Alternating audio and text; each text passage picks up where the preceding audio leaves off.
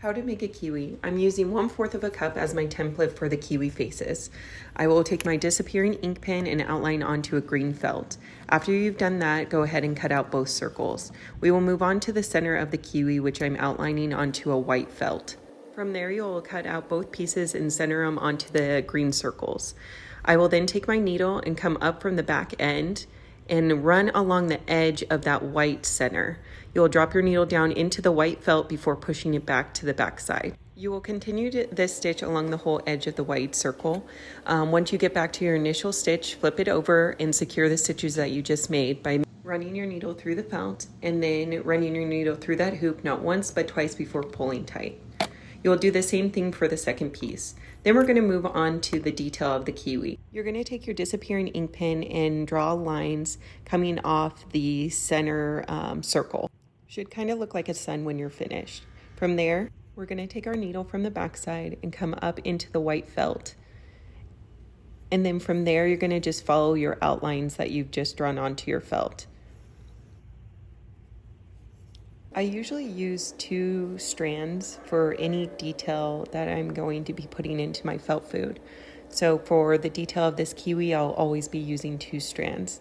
After we're done with the white thread, you also want to secure everything that you just did. So flip it over and run your needle through that hoop, not once, but twice, and then pull tight. You will want to do the same thing for the second piece. We're going to then move on to the French knots. Now these are going to be the seeds of the kiwi. So you're going to come up from the back side and then you're going to wrap your thread around your needle, not once, but twice, and then put your needle back down through the hole that you just came up from, pull tight on that thread, and then pinch it with your thumb so it doesn't move, and then pull your string through. And then I will move up just a little bit and do another French knot in there. I usually do 2, and then I'll move over to the next section and do 1, and then do 2, and then 1. And then by the end, if I want to add more seeds, I can always go back and add more seeds. But I generally will do that pattern for my kiwi detail. And then, of course, once you're done, flip it over, secure all the stitches that you just did, run your needle through that hoop, not once but twice, and then pull tight. You'll do the same exact thing for the second piece. I then move on to making the side of the kiwi, which I'm outlining onto a brown felt. From there, once I have it cut out, I'm going to line it up with one of the circles. So just line up your edges, and then you'll take your needle and push it through the back side or the front side of the kiwi, and then you'll hide your knot, and then you'll come up and over the edge and then push your needle through the brown felt and come up between the 2 pieces and then pull tight. This is going to be the start of your blanket stitch. You'll move over just a little bit and then push your needle through both pieces this time, and then run your needle through that hoop and then pull tight. You will continue the blanket stitch along the whole edge of the kiwi, so just connecting the side to the front or bottom piece of the kiwi. So once you get back to your initial stitch, you will have extra of the side that you'll need to cut off. So I just line it up with the other edge and then cut off that extra so that both of them connect. And then I will continue my blanket stitch along the edge at the top before dropping my needle down and blanket stitching the sides together.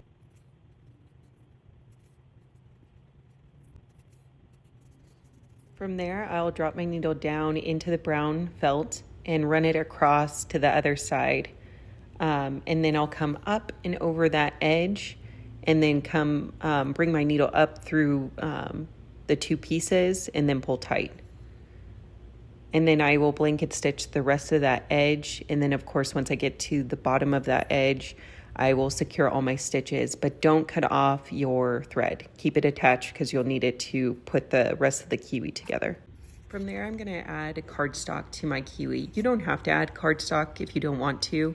I just like the faces to be nice and flat and not bumpy when I add polyfill.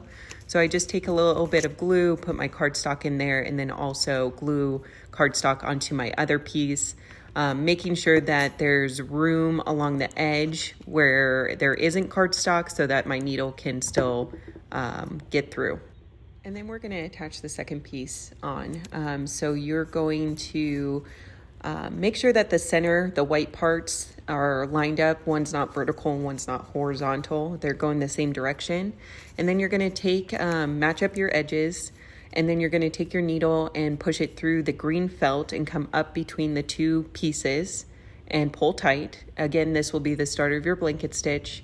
Move your needle over just a little bit, push it through both pieces this time, and then run your needle through that hoop. Now you're going to blanket stitch along that whole edge, and then once you get back to your initial stitch, make sure that you leave a hole so that you can fill it with polyfill. I add enough stuffing so that the sides will start to form and pop out a little bit, but you add as much as you want. And then go ahead and move forward with continuing your blanket stitch and closing up that hole. Make sure that you go 3 to 4 stitches past your initial stitch to secure everything that you just did. Now I made these kiwis for a custom order that came in for a sub sandwich for Pokemon Violet.